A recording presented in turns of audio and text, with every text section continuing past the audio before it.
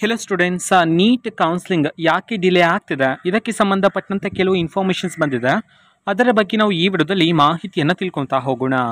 ವಿಡಿಯೋವನ್ನು ಸ್ಟಾರ್ಟ್ ಮಾಡ್ತೀನಿ. ಅದಕ್ಕಿಂತ ಮೊದಲು ಲೈಕ್ ಮಾಡಿ ಮತ್ತು ತಪ್ಪದೆ ಸಬ್ಸ್ಕ್ರೈಬ್ ಮಾಡ್ಕೊಳ್ಳಿ. ಈಗ ನಾವು ಇನ್ಫಾರ್ಮೇಷನನ್ನು ತಿಳ್ಕೊತಾ ಹೋಗೋಣ.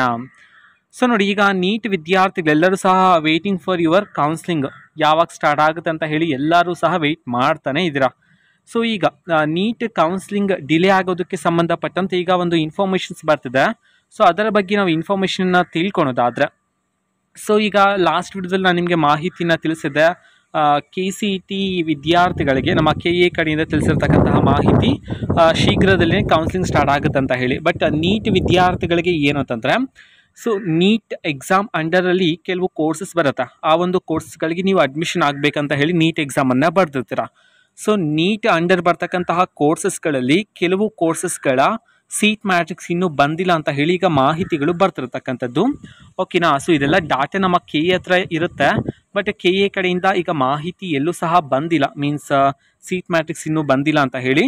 ಬಟ್ ಅದು ಬಂದಿದ ತಕ್ಷಣವೇ ನಮ್ಮ KA ಕಡೆಯಿಂದ ತಿಳಿಸ್ತಾರೆ. ಬಟ್ ಸದ್ಯಕ್ಕೆ ಇರ್ತಕ್ಕಂತಹ ಮಾಹಿತಿಯ ಪ್ರಕಾರ ಸೀಟ್ ಮ್ಯಾಟ್ರಿಕ್ಸ್ಗಳು ಇನ್ನೂ ಸಹ ಸಿಗಲಿಲ್ಲ ಅಂತ ಹೇಳಿ ಇನ್ಫಾರ್ಮೇಷನ್ ಇರ್ತಕ್ಕಂಥದ್ದು. ಇಟ್ ಮೀನ್ಸ್ ಸ್ವಲ್ಪ ಡಿಲೇ ಆಗ್ತಕ್ಕಂಥ ಚಾನ್ಸಸ್ ಇರುತ್ತೆ. 1 ವೀಕ್ 1.5 ವೀಕ್ ಡಿಲೇ ಆಗ್ತಕ್ಕಂಥ ಚಾನ್ಸಸ್ ಇದೆ ನಿಮ್ಮ ಕೌನ್ಸ್ಲಿಂಗ್ಗೆ ಸಂಬಂಧಪಟ್ಟಂತೆ. ಓಕೆನಾ. ಸೊ ನೀಟ್ ವಿದ್ಯಾರ್ಥಿಗಳಿಗೆ ಇದು ಈಗ ಇರ್ತಕ್ಕಂತಹ ಮಾಹಿತಿ. ಮತ್ತು ಈಗ ನಾವು ಟೆಲಿಗ್ರಾಮ್, ಇನ್ಸ್ಟಾಗ್ರಾಮ್ ಮತ್ತು ಫೇಸ್ಬುಕ್ಕಲ್ಲಿ ಈಗ ವಿಡಿಯೋಸ್ಗಳನ್ನು ಅಪ್ಲೋಡ್ ಮಾಡ್ತಿದ್ದೀವಿ.